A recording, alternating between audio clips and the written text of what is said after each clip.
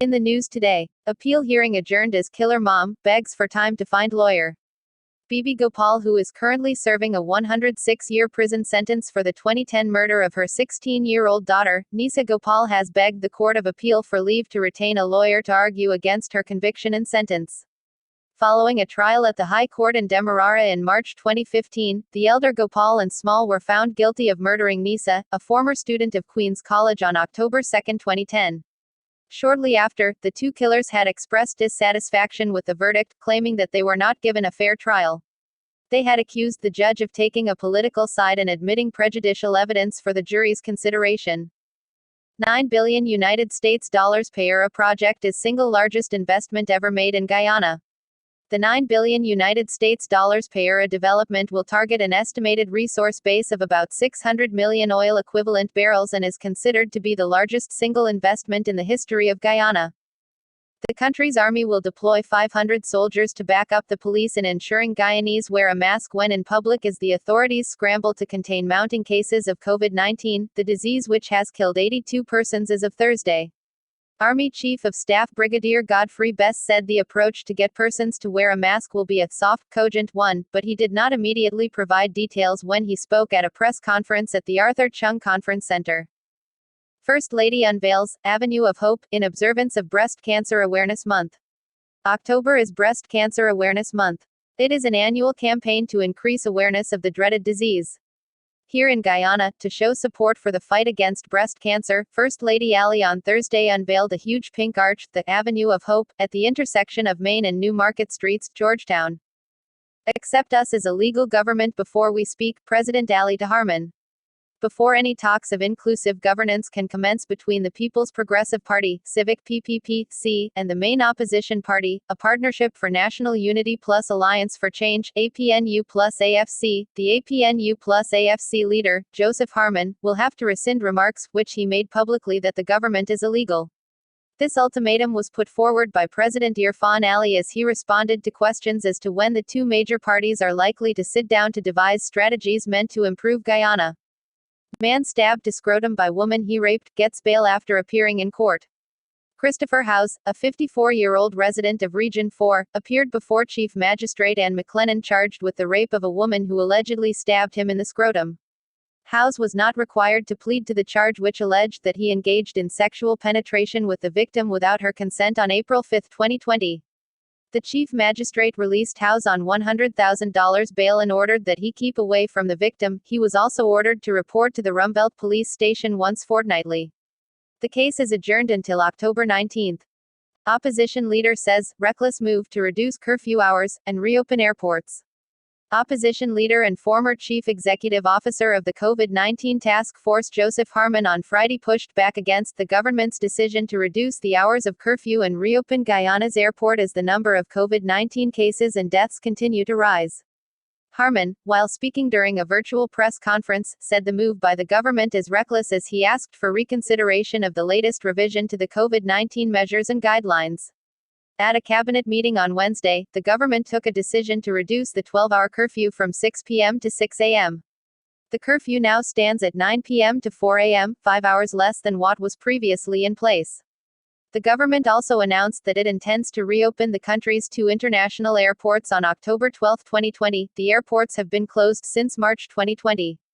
The reopening would allow for scheduled commercial flights, and all persons entering Guyana have to test negative first before they are allowed to board a flight. But Harman believes that this is contrary to professional advice. The GPSU issues health sector 72 hours ultimatum for adequate risk allowances for healthcare workers. Our address, the union would not only support the escalation of what is taking place, right, but for it to be intensified. In that regard, we have sent letters to Dr. Anthony, the Minister of Health, and to the CEO Georgetown Hospital. We've sent letters to them yesterday, saying that in 72 hours, we will start mobilizing to fully activate the ultimatum. The ultimatum that was issued is one that we will mobilize for full strike action if within 72 hours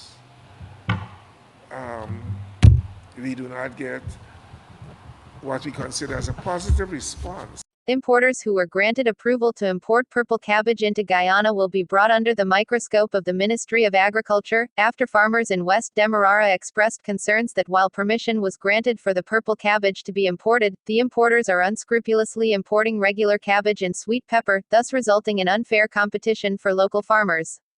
There are 2 businessmen who were granted permission to import the purple cabbage into Guyana. GPHC prepares for crisis if nurses take strike action.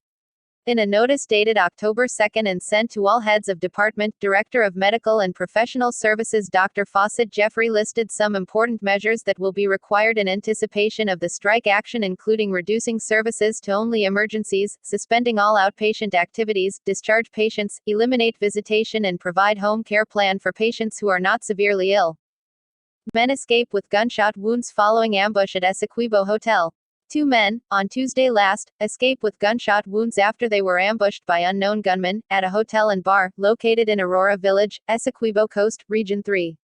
Recovering from gunshots are Riaz Khan, 20, of Pomona Housing Scheme and Cordell Grimes, 25, of Adventure. Khan was reportedly shot in the face while Grimes received a bullet to his left arm.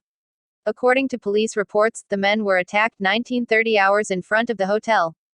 Police were told that the men had entered the hotel to pay off a debt. However, as they exited and was about to enter their car, shots were fired at them. Grimes, the driver of the car, and Khan entered the vehicle immediately and sped off. Investigators said 2 more shots were fired behind the men as they were driving off.